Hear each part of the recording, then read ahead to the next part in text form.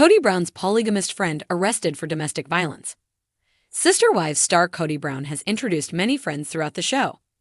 Some of them are his childhood friends, while others are his co-polygamist people. However, one of them was recently arrested for domestic violence. Keep reading to see who it was. Sister Wives. Who is Kody Brown's friend Nathaniel Richard? Kody's friend Nathaniel appeared in the 7th season of Sister Wives. He was introduced as another polygamist who had 2 wives, Rebecca Richard and Cristin Booning. Rebecca is his legal wife, which is similar to Kody and Robin's marriage now. However, it was reported that he separated from his wives and divorced Rebecca in 2022. According to an insider, men in the polygamist circle are starting to see a pattern in which the women mock their husbands, similar to what Kody's ex-wives did to him. The source also points fingers at the reality show for showing the negative side of polygamy instead of promoting it. Kody's friend Nathaniel arrested for domestic violence. Some Redditors react to the recent arrest of Nathaniel Richard. The former Sister Wives star was charged with 3rd-degree domestic assault. He was reportedly arrested on December 12th but has already posted a bond. The OP also showed Nathaniel's mugshot, wearing a plain gray shirt. It's unclear who the victim of his crimes was. Nathaniel has 9 kids, all of whom are from his first wife. But unlike the Browns, the Richard family is more discreet about their lives. They road-tripped to see his fam. They all have to look each other in the eye as they take their first bite of a meal, which I always thought was the Dargers, but was reminded in this sub recently that it was this guy. This guy also treated his family like they were in the military, and he and Kody bonded over being fellow gun nuts. He gave me the ick. This doesn't surprise me about that guy in the least. This guy was particularly grimy.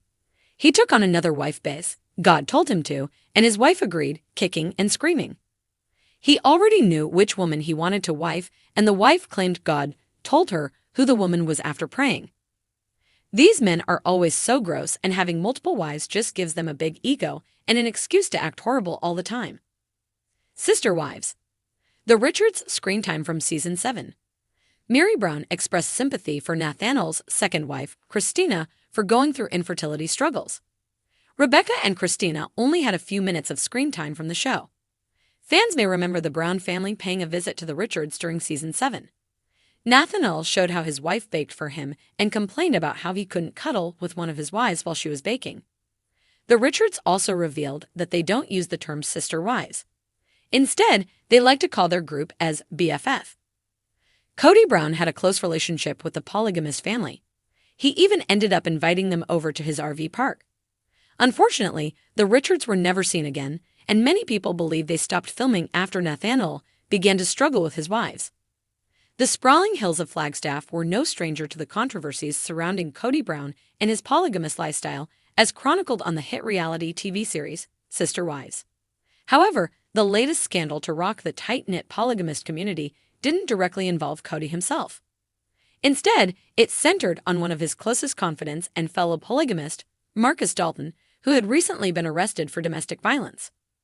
The news broke like wildfire, sending shockwaves through the community and beyond. Marcus, a self-proclaimed advocate for plural marriage and a longtime friend of Kody, had often appeared on the periphery of Sister Wives.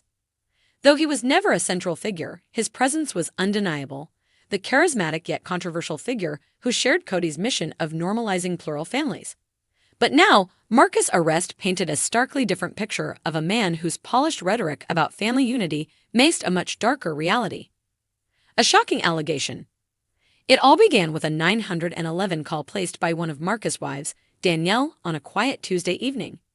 Her voice, trembling with fear, recounted a harrowing confrontation that escalated into physical violence.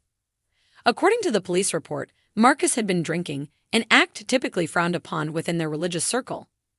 An argument about finances spiraled out of control, culminating in what Danielle described as a terrifying moment where she feared for her safety and that of her children.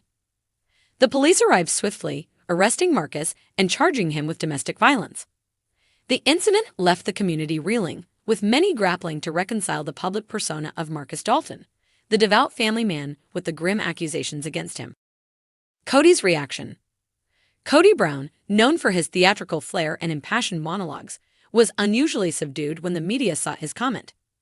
"This is a deeply personal and painful situation for all involved," he said during a brief interview outside his Flagstaff home.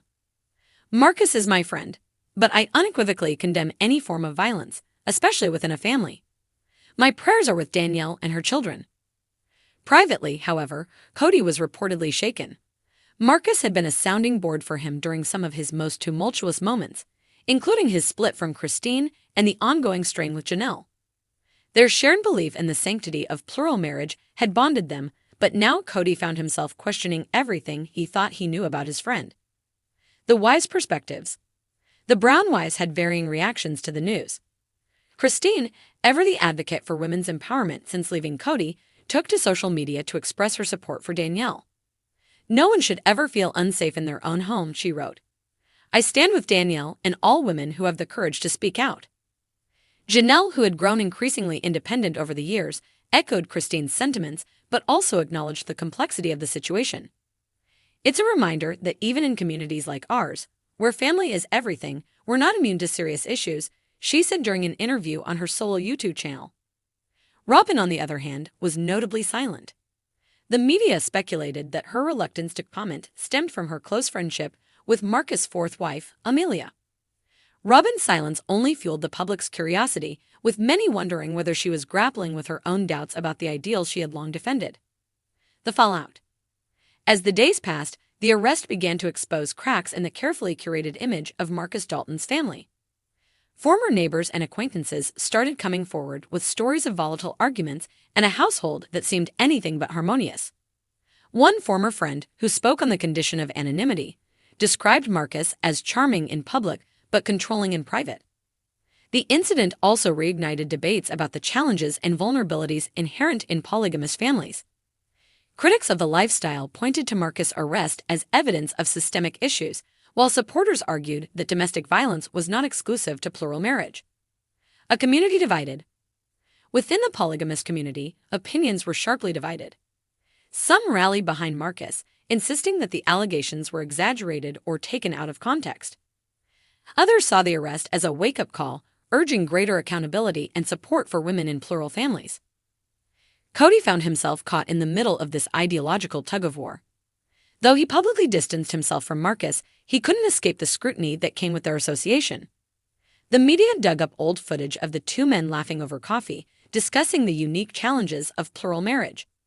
These clips, juxtaposed with the grim details of Marcus' arrest, cast a shadow over Kody's ongoing efforts to defend his lifestyle.